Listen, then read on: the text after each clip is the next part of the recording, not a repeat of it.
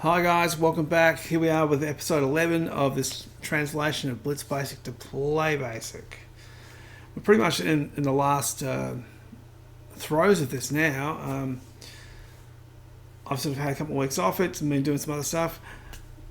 What I'm going to do is wrap a simple interface in front of it, and that's going to be the tool. Unbelievably, that's the tool. Check it out. Impressive, huh? Yeah. So you simply load up the source code, which is the Blitz. It'll show you a preview on the side panel there. You can load more than one source code if you want to. If I hit export, it'll actually export the code. And I'll show you that in a second.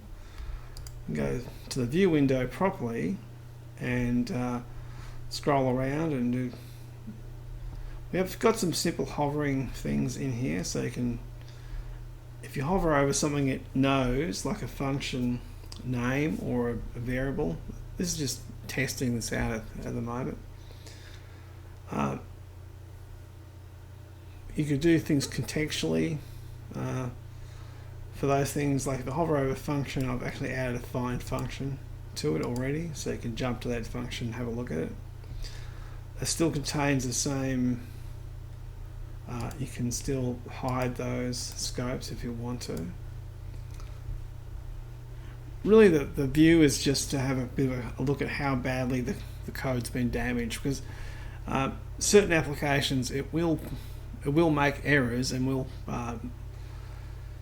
produce code that doesn't make any sense at the end of the day, and that's because it's not a transpiler. It's simply a set of logic passes that sweep over the code, looking for certain operations.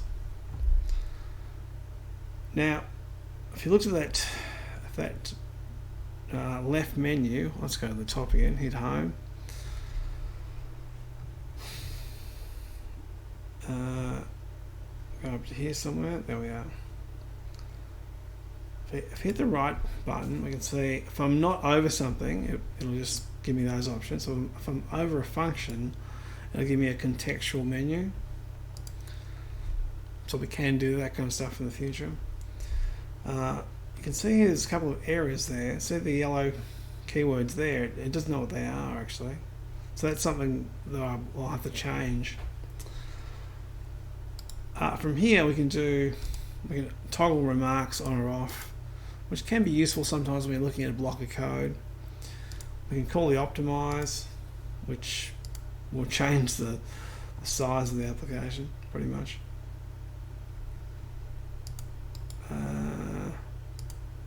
Call optimize. We'll strip null lines there as well actually. Once you do those things, you have changed the application, you've changed the source code, so they can't be undone. Hit space to return to the menu. If I hit export, it's already saved and done. When you hit export, this is the source code we loaded. It's the original Blitz code. It'll create a folder of that same name with a timestamp at the end of it, and that's really because you want. I kind of thought that we don't really want it to overwrite existing ones all the time, so I use the timestamps. It's unlikely that you're going to export two things in the same second. But anyway, so check out the actual code. We've got a PlayBASIC project file, the wrapper, and the main. Just drag the main file across, and we've opened up this. That shouldn't still be there. We don't actually need that. That include. Previously, that was used. So when I was converting a bit of source, I could just cut and paste it in, and it would have a hard code include file for where the wrapper is. Now, this is the Taurus demo, which you've seen a bunch of times now. It does a pretty good job of this code. Other code, not so much. But the translation now does have a full complement of the image commands, I think the math commands, string commands, the file commands, banks from Blitz. So that sort of core meat and potato stuff is pretty much supported. I think there's a bunch of the input commands like the mouse stuff and keyboard stuff that's done as well. Don't quote me on that, but the beauty of this is you can just update the wrapper at some future point and then hit recompile, and we should get a better result. Speaking of compiling it, let's run this thing and see what's broken. All right. So when we compile, we get the same error. It doesn't understand. At the moment, it doesn't try and protect type names from array names. In PB, we can't do that. Obviously, in Blitz, that's something that they support. So, so what I would normally do here is just rename the types. The simplest option.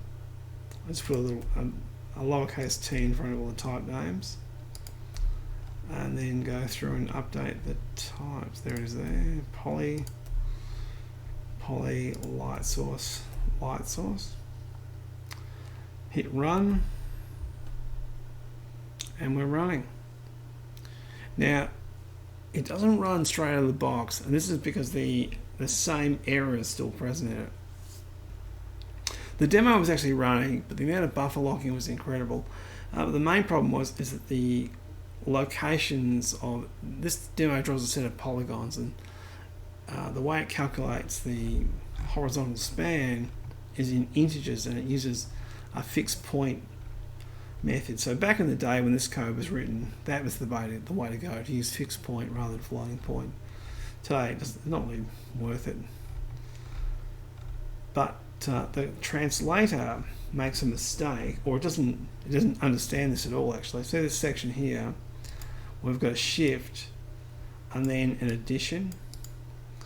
So in terms of the precedence, I think we're doing, in PB we're doing the addition first and then the shift. So we need to just put brackets around those things.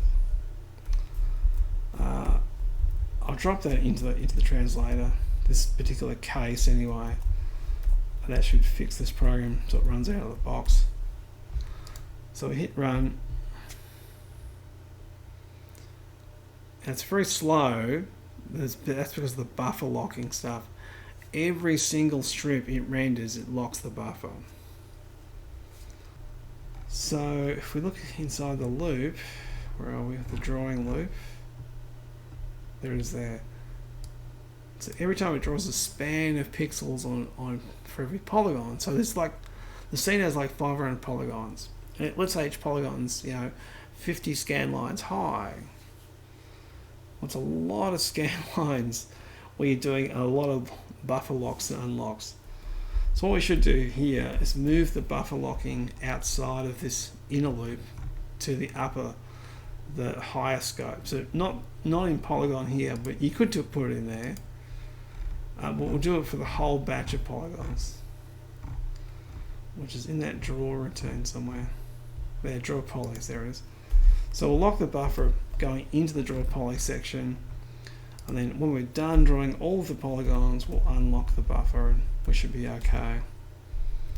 Hit run, and we're okay. Now this is pretty much wrapped Blitz code. So we're emulating Blitz BASIC pretty much in PlayBASIC.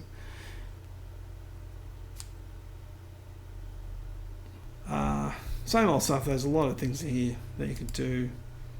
Like you wouldn't use the right pixel. If we go to find declaration, takes us across into the wrapper, which is just, in this case, it's just we're rendering straight. Sorry, we've got our right pixel just translates to draw to dot C. So if we swapped that out, not for this loop, this is the draw vertices. Where are we? Here, yeah.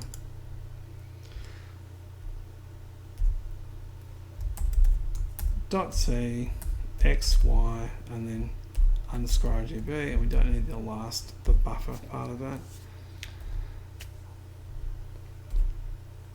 It's X, Y, thanks. There you go.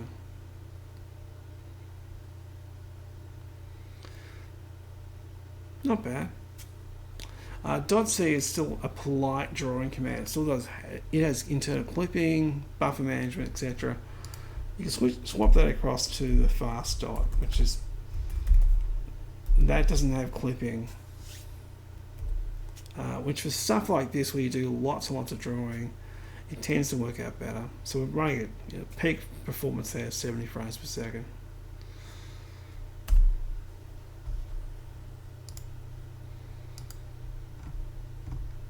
There's plenty of opportunity in this demo here. We don't need the lock buffer calls there, for example, and the shifting here. We could probably get rid of, well, we can get rid of that with just an RGB call.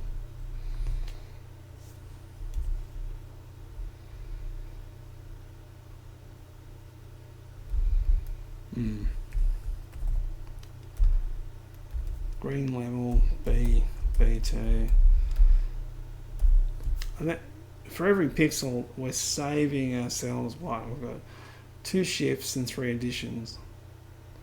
But we're substituting that with one function call.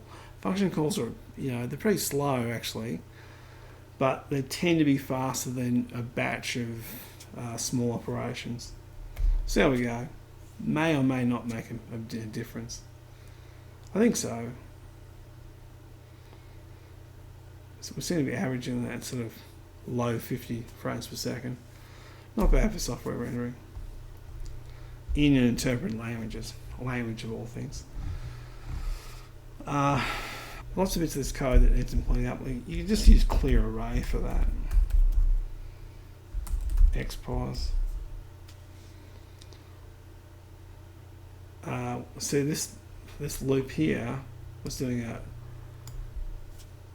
running through the x coordinates, which I think does store the 2 x coordinates of each span being drawn to the screen, but it resets the entire screen all the time. So if we use the clear array, we could probably save ourselves a bit of time. I think we need actually, yeah. Well, there you go. So we're averaging around, our peak performance there was 90 frames per second, just by exchanging that bit of code there. I mean, and as we've seen before, if we exchange the strips up for ground strips, we'll get better performance again. All that stuff's well known. These inner loops down here, who cares? I'm not picking on the code. Alright, so this is pretty much the state of the translator at the moment. It does support multiple documents, by the way. You can have these complicated documents in memory, and the way it's done is just by having each document has a set of typed arrays, and we just grab the handles of the arrays, store them in another parent array, and when we need them, we add them back to a temp array stub, and that's it. So I could load this document here, which is the one we were just looking at before. View, etc. It's all nice, great.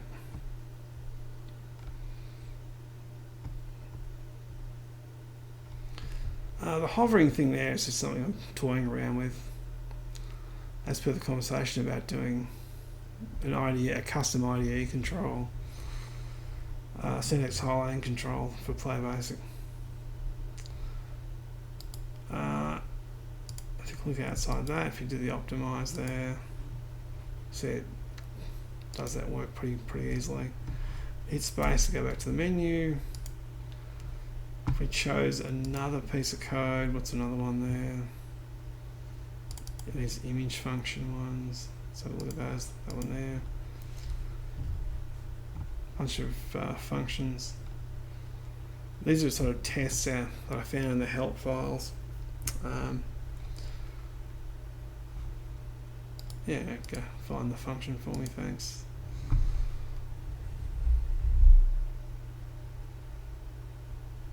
And from memory, this test actually works pretty well straight off the bat.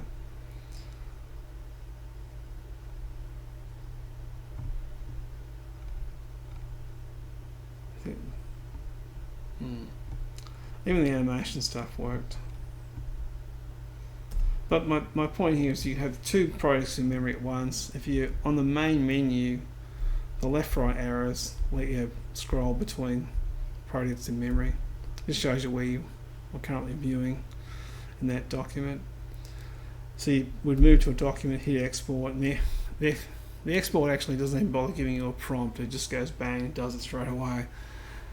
And the remove will be just to remove something from memory. So if you had 3 or 4 documents in memory at once, you could get rid of one, etc. And that's pretty much going to be the tool. I'll fix up some more of those bugs we mentioned before, and this will be up on the website ASAP pretty much. As for this tool, I think we're getting to the end of it. Well, I think we are at the end of it really. This should convert the stuff that I wrote for myself, which doesn't rely on a lot of list controls. If your code is heavily list orientated, it's going to be a problem for the time being. In the wrapper there's some code for managing lists the way Blitz does, but the translator doesn't really understand those things at the moment. And of course, a lot of your command set things, if you're using commands outside of the ones I've bothered to wrap, it's not going to work anyway. So you're going to need to do some work to get your code across to PB and running. I hope it's helpful. Thanks for listening, and I'll see you next time. Bye.